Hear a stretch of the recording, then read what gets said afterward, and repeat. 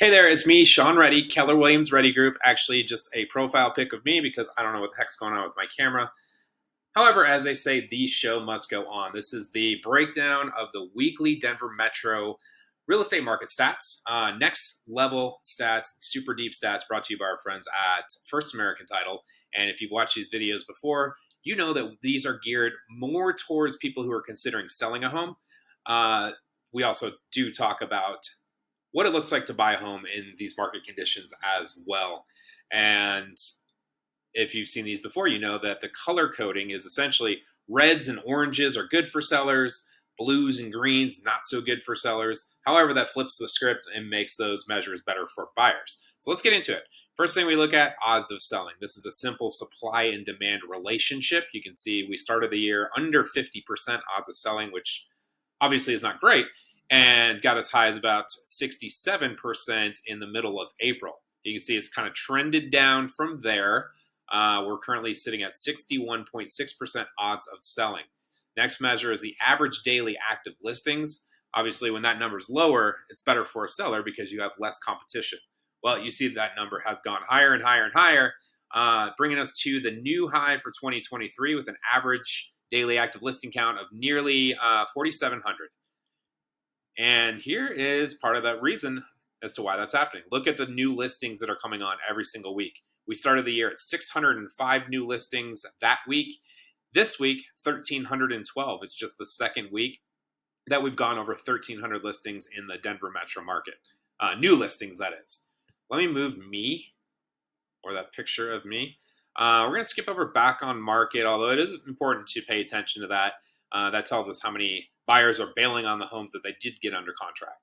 Expired listings, those are listings that come off the market because they spent too much time on the market and their listing term did expire. You always see a big jump the first of the month for whatever reason. Listing contracts tend to expire around the end of a month or beginning of the next month. Pending sales. Okay, we talked about this last week. Obviously, last week was a holiday week, so we did see a huge drop in that number, partially because of that. And it did jump back up close to where it was the week before. So you can see, where we started the year, only 600 and, just shy of 700 properties went under contract. Started getting into the 1,000 range and as high as almost 1,200. And now we're back over 1,000. Closed listings, that's a lag measure, so I don't spend too much time there. The leading measure to closed listings is, of course, the new purchase contracts or this pending column. Predictive MSI tells us the month's supply. Keep in mind, general rule of thumb, anywhere 0 to 4 months of supply. We're looking at a seller's market. 5 or 6 months, we're looking balanced. Anything over 6 months, we're looking at a buyer's market, the likes of which we haven't seen here in Denver Metro in a decade. Yet, we do, or I should say, we are seeing this number kind of fluctuate anywhere from a month and a half down to 0.8 months and now back up into the 1 month range. We're going to skip over a couple columns here, get to total number of showings. Again, last week being a holiday week with Memorial Day, the showing count, this is the number of buyers who went and saw properties, dropped dramatically and then just came back right back up this week. That brings us to 3 showings per listing on average. That doesn't mean every single listing on the market got 3 showings yet. That's the average on the showing or the homes that are currently on the market.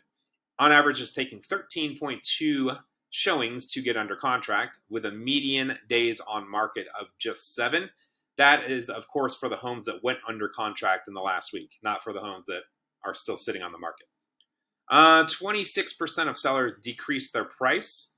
The average size of the price reduction was just shy of $39,000 or about 5.1% of asking price. This is a very macro level look of a 7-county area. Of course, if you are interested in what these numbers look like in your particular town or neighborhood or even on your home, reach out to us. We will geek out over these stats all day long with you. And if you find value in this, make sure you hit that like button, hit that notification bell, and subscribe to the channel. We will always, as always, see you next week.